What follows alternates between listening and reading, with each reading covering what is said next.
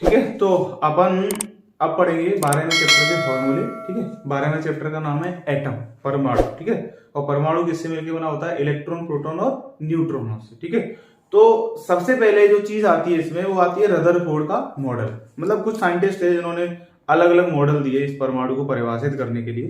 तो सबसे पहले ठीक है क्या, रदरफोर्ड का मॉडल, रदरफोर्ड मॉडल। ठीक है, रदरफोर्ड ने क्या बताया था कि कोई जो परमाणु है ना उसमें नाभिक में प्रोटॉन और न्यूट्रॉन होते हैं और इलेक्ट्रॉन क्या कर रहे हैं, इसके चारों ओर चक्कर लगा रहे हैं। ठीक है, तो इलेक्ट्रॉन चक्कर लगा रहे हैं तो इलेक्ट्रॉन पे एक बल लग रहा है, विद्युत बल, आकर्षण बल, इस पे धनावेश और इस पे ऋणावेश, और एक तरफ भार की बल लग रहा है जिसको हम क्या कहते हैं? सेंट्रीफ्यूगल फोर्स बोलते हैं, अपकेंद्री बल। तो ये परिमाण में समान दिशा में विपरीत है, तभी तो ये समान वेग से चक्कर लगा पा रहा है। तो यहां से जो एफ ई बराबर है वो एफ सी के है, तो यहां से आ जाएगा क्या, के की जगह 1/4 पाई एप्सिलॉन नॉट। ठीक है, इस पे आवेश कितना है, इस पे नाभिक पे जेड ई, ठीक है, इंटू इस पे आवेश कितना ई, अपॉन क्या हो जाएगा आर स्क्वायर, ये दूरी आर है, बराबर क्या M V square upon R. ठीक है, ये संबंध दे दिया किसने? रदरफोर्ड। और इसी संबंध का उपयोग करके हमने जो इलेक्ट्रॉन, जो गतिमान इलेक्ट्रॉन, इसकी गतिज ऊर्जा, स्थितिज ऊर्जा और कुल ऊर्जा निकाली।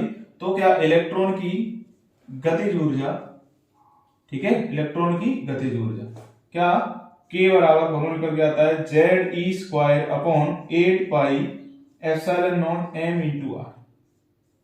ये किसका फॉर्मूला है? गतिज ऊर्जा। ठीक है, इलेक्ट्रॉन की फिर क्या निकाली?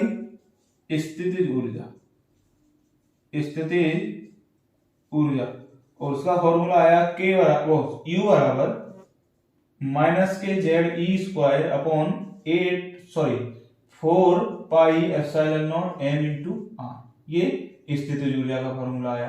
तो इलेक्ट्रॉन की कुल ऊर्जा, इलेक्ट्रॉन की कुल ऊर्जा, और कुल ऊर्जा क्या होगी?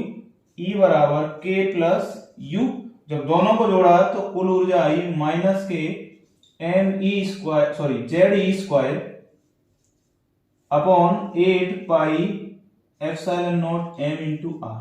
देखो जो कुल ऊर्जा इलेक्ट्रॉन का वो कैसी है? माइनस की। इसका मतलब क्या है कि इलेक्ट्रॉन नाभिक से बंधा हुआ है।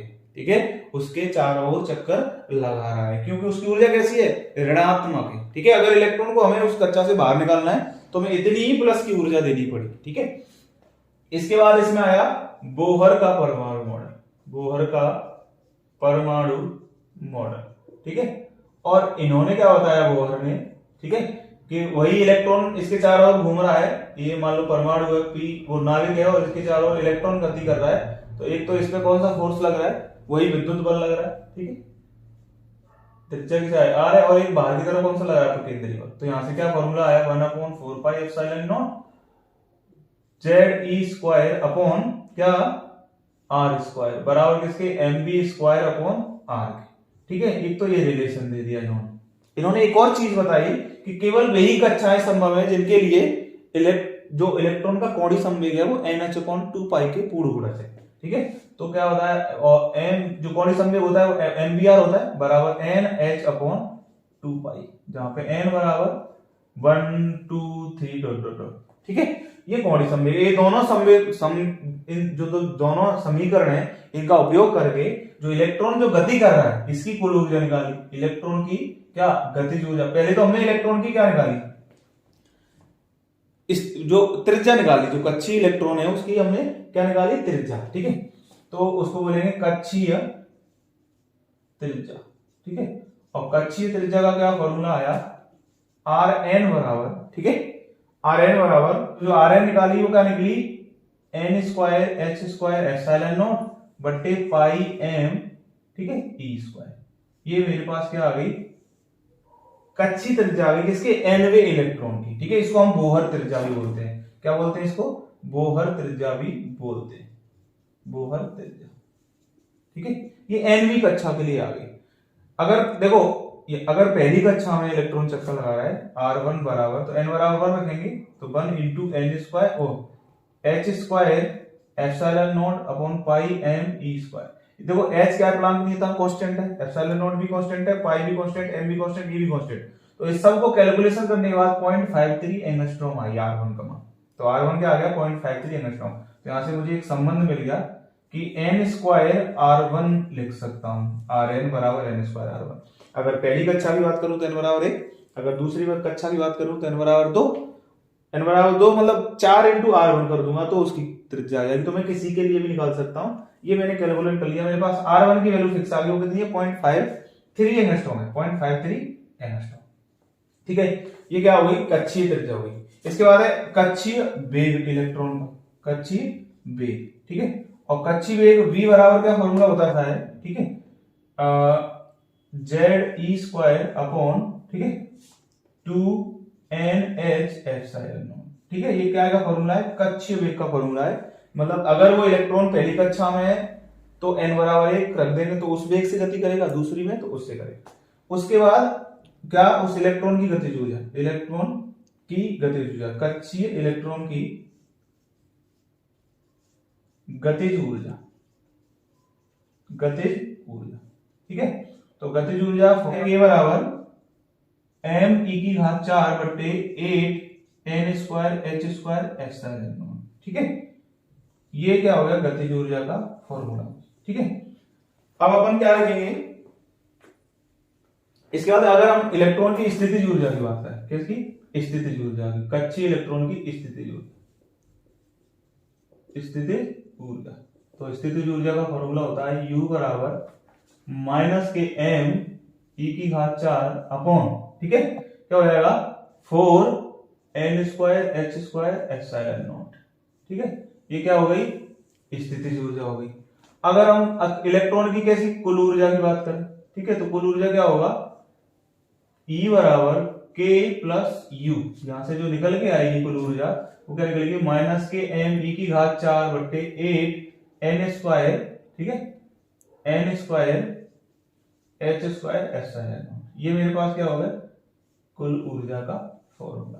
ठीक है, देखो यहां से भी कुल ऊर्जा कितनी आई इलेक्ट्रॉन की, माइनस की, मतलब यहां से भी हमको पता चलता है कि इलेक्ट्रॉन है वो नाभिक से बंधा हुआ है, मतलब उसके चारों ओर चक्कर लगा रहा है। ठीक है, अब nv कक्षा की ऊर्जा, nv कक्षा की ऊर्जा, ठीक है, तो हमें nv कक्षा की ऊर्जा निकाले, अगर En का मान निकाले तो इस सबको कह दो m इलेक्ट्रॉन की, और सब किसकी ऊर्जा, nv कक्षा की, किसकी, इलेक्ट्रॉन के लिए बात कर रहे हैं। ठीक है, और इलेक्ट्रॉन की बात कर रहे हैं तो इलेक्ट्रॉन का द्रव्यमान, इलेक्ट्रॉन का आवेश, h का मान पता है, एप्सिलॉन नॉट पता है, तो सबको कैलकुलेशन करने के बाद आता है -13.6 upon n square electron volt.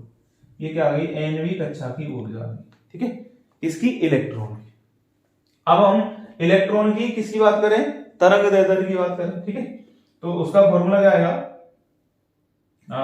nv कक्षा के लिए nv, या हम तरंग दैर्ध्य का फॉर्मूला लिखें, इलेक्ट्रॉन की तरंग दैर्ध्य। ठीक है, इलेक्ट्रॉन की तरंग दैर्ध्य।